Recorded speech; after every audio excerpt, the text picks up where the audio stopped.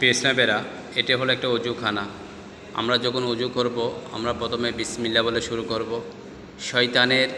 ইবলিশ শয়তানের একটা পুত্র দায়িত্ব রহিয়াছে যাতে আমরা অজু করার সময় আমরা বিসমিল্লাহ না পড়ি, আমরা যেন অন্য কারোর সাথে কথা বলি যাতে অজুটা আমাদের স্বয়ংসম্পূর্ণ না হয়। এই অনুপ্রেরণাটা দেয় আমাদের ইবলিশ শয়তানের একটা সন্তান, এই কাজে জড়িত রহিয়াছে।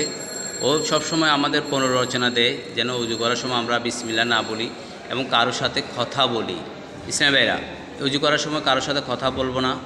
অজু করার সময় বিসমিল্লাহ সহিত আমরা অজু করব।